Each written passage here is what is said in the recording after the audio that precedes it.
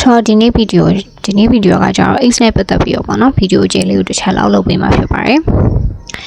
ဆိုတော့ X နဲ့ပတ်သက်ပြီးတစ်ချက်ကြည့်ရအောင်နော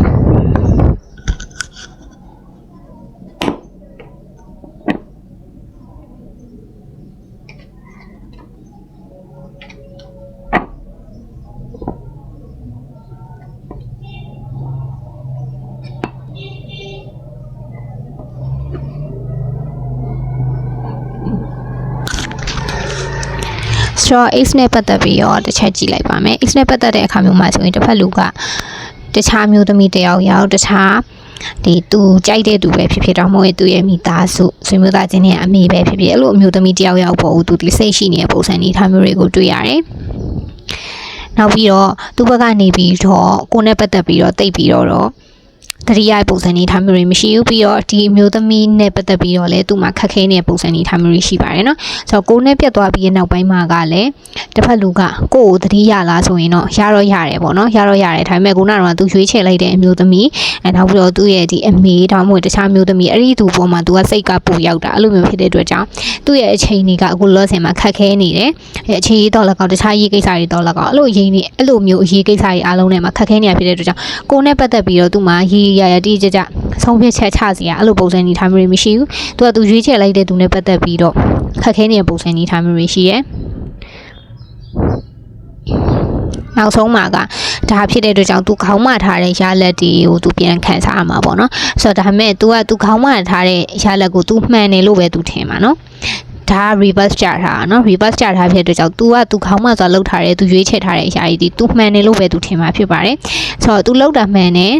လာမတားနဲ့ तू မှားတာတခုမှမရှိဘူးအဲ့လိုပုံစံမျိုးဖြစ်တယ်အဲ့လိုလူမျိုးဖြစ်တဲ့အတွက်ကြောင့်ကိုယ့်ကိုလည်း तू လောက်ထားတဲ့အရာတွေအားလုံးမှန်သမျှကိုယ့်ပေါ့နော်ကိုယ့်ကိုလည်း तू လောက်ထားတဲ့အားလုံးအရာမှန်သမျှကကိုယ့်ပေါ်ကို तू လောက်တာမှန်နေဆိုပြီးတော့ပဲ तू ယူဆထားတာ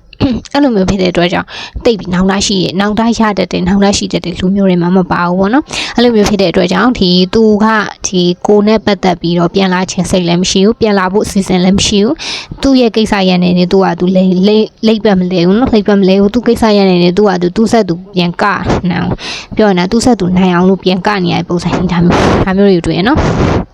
ဆိုတော့နောက်တစ်ထပ်ပြီးတော့ကြည့်အောင်နောက်တစ်ထပ်ပြီးကြည့်ရင်ဒီ X ရဲ့အခုဒီလက်ရှိချိန်တွေကိုတစ်ချက်ကြည့်မယ်ကွယ်နော်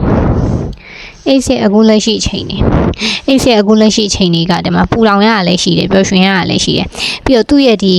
ခလေးဆန်ဆန်လှုပ်သွားတဲ့အချက်ဒီကြောင့်သူကသူပြန်ပြီးခံစားနေရတဲ့ပုံစံနေထားမျိုးဆိုတော့သူ့စိတ်ထဲမှာကအစင်မပြေတာမျိုးလည်းရှိမယ်တခါလေကြာရင်အဲ့လိုအစင်မပြေတာတွေရှိရင်လည်းသူ့ဘာသူပြောအောင်နေတဲ့ပုံစံနေထားမျိုးတွေတွေ့ရနော်ပြီးတော့သူရွေးချယ်လိုက်တဲ့လူကသူ့ကိုပူလောင်လို့လှုပ်တာမျိုးတွေစိတ်ချိန်တွေအစင်မပြေအောင်လှုပ်တာမျိုးတွေထားမျိုးတွေရှိမယ်အဲ့တော့သူရွေးချယ်လိုက်တဲ့သူရဲ့ကောင်းခြင်းဆိုးခြင်းကိုသူကသူလက်ခံနေရတဲ့ပုံစံနေထားမျိုးနော်လက်ရှိချိန်ဒီမှာလို့ပုံစံမျိုးတွေကိုတွေ့တယ်သူ့ရဲ့အချိန်တွေကကောင်းတဲ့ဘက်လည်းများတယ်လို့ဆိုးတဲ့ဘက်လည်းရှိတယ်ဆိုးတဲ့ဘက်ကတော့တိတ်တော့အပေါ်ရန်တွေ့ရမှာမဟုတ်ဘူးသူ့ရဲ့အတွင်းစိတ်ထဲမှာသူခံစားရတာပဲသူသိလိမ့်မယ်ကိုယ်တိုင်လည်းမြင်ရမှာမဟုတ်ဘူးအဲ့တော့ဒါဆိုးတဲ့ဘက်ပေါ့နော်အဲ့တော့အပေါ်ရန်ကြည့်ရင်တော့ကောင်းတဲ့ဘက်တွေများမယ်ဆိုပြီးတော့ထင်နေလိမ့်မယ်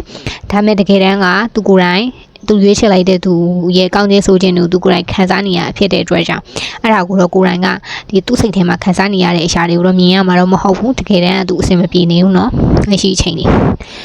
ဆိုတော့ဒီတစ်ဖက်လူကိုရဲ့ EX နဲ့ကိုနဲ့ပေါ့နော်ပြန်ပြီးတော့စုံနိုင်ခြင်းရှိရချက်ချင်းပဲဆိုတော့ကိုရဲ့ EX နဲ့ပြန်စုံနိုင်ခြင်းရှိလားစုံနိုင်ခြင်းရှိတယ်ပြန်စုံနိုင်ခြင်းရှိတယ်ကိုယ့်ဘက်ကသွားလို့ပဲဖြစ်ဖြစ်သူ့ဘက်ကပြန်လာလို့ပဲဖြစ်ဖြစ်အဲ့လိုမျိုးပြန်စုံနိုင်ခြင်းရှိကိုရှိတယ်တေချာပေါက်ရှိပါတယ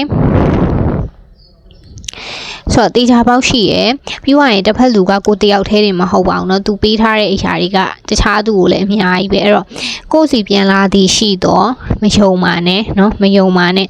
သူ့ရဲ့စိတ်ရင်းအစိမ်ရင်းမှန်မဟုတ်ပေါ့နော်ကြည့်လိုက်ပါနော်ကကိုကြည့်လိုက်ခင်ဗျာသိမှာပါကိုကသာစောင့်မျှော်နေရဆိုပေမဲ့သူပေးထားတဲ့အရာတွေဒီအများကြီးထဲကနည်းနည်းလေးကိုပဲပေးထားတာအဲ့လိုပုံစံနေထားမျိုးပေါ့နော်မစစ်မှန်ဘူးဆိုတော့တစ်ဖက်လူနေရာကိုနေရာတော့ပြန်ဆုံနိုင်ကြရှိမယ်ကိုကသွားပြီးတောင်းလို့ပြန်လာမျိုးလည်းဖြစ်နိုင်တယ်လို့သူဟာသူပြန်လာတဲ့ပုံစံနေထားမျိုးလည်းဖြစ်နိုင်တယ်ပြန်ဆုံနိုင်ကြရှိပါအောင်မယ်နော်အမေယုံလို့မရအောင်နော်ယုံမိရင်တော့မှားမှာပါစ ဆိုတော့အဲ့ဒါပြီးသွားရင်ဒီတစ်ဖက်လူနဲ့ပြန်ဆုံနိုင်ကြည့်ပြီးတော့တစ်ဖက်လူကကိုစီကိုဘယ်အချိန်တွင်းလောက်ပြန်လာမလဲတစ်ချက်လောက်ကြည့်ပေးမယ်နော်အဲဆိုတော့ ES ကကိုစီကိုငွေကြေးကူညီလိုရင်ပဲဖြစ်ဖြစ်ဒီအလုပ်ကိစ္စနဲ့ပတ်သက်ပြီးကူညီလိုရင်ပဲဖြစ်ဖြစ်ပြန်လာပါလိမ့်မယ်နော်ဆိုတော့အဲ့လိုမျိုးအချိန်တွေမျိုးရှိရဲပြန်လာလိမ့်မယ်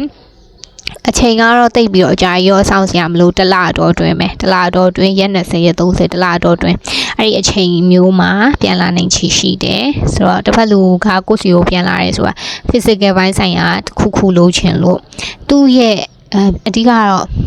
အကျိုးလိုညောင်ရည်သွန်းတာပေါ့ကွယ်လို့ပုံစံမျိုးဆိုတော့ physical တစ်ခုလိုချင်လို့နောက်တစ်ခုကကျတော့သူ့ဘက်ကနေပြီးတော့ကိုယ့်စီကိုငွေကြေးတစ်ခုကိုအကူအညီလိုရပဲဖြစ်ဖြစ်အလုပ်ကိစ္စတစ်ခုကိုအကူအညီတောင်းစရာရှိရပဲဖြစ်ဖြစ်ဒီလိုကိစ္စရဲ့မျိုးတွေကြောင့်ကိုစီကိုပြန်လာတဲ့ပုံစံနေထားမျိုးတွေများတယ်ဆိုတော့နောက်ဆုံးပိတ်ပေါ့နော်နောက်ဆုံးပိတ်တစ်ချက်လောက်ကြည့်ပေးမယ်ဒီ X နဲ့ကိုနဲ့ပေါ့နော်ပြန်ပြီးတော့တွဲရင်ရောအဆင်ပြေမှာလားပြန်ပြီးတွေ့ရင်အဆင်ပြေမလားဆိုတော့မပြေပါဘူးချားလူသေးချာပေါက်ရှိပါတယ်အမျိုးသမီးတယောက်ချားလူသေးချာပေါက်ဝင်มาဖြစ်ပါတယ်တကယ်လို့ဒီတစ်ဖက်လူကကိုစီကိုပြန်လာခဲ့တည်ရှိတော့ကိုကပြန်လက်ခံလိုက်တယ်ဆိုရင်တော့မှကိုရဲ့စိတ်လိုလက်ရအတိုင်းဖြစ်မှာမဟုတ်ဘူးကိုဘက်ကနေပဲပေးဆက်နေရလိမ့်မယ်စောင့်ကြည့်နေရလိမ့်မယ်ကိုကပဲကျူးဆိုင်နေရမယ်တစ်ဖက်လူကဒီတိုင်းပဲထုံရင်းတိုင်းပဲအချိုးကပြောင်းဝဲပုံစံနေထားမျိုးမရှိဘူး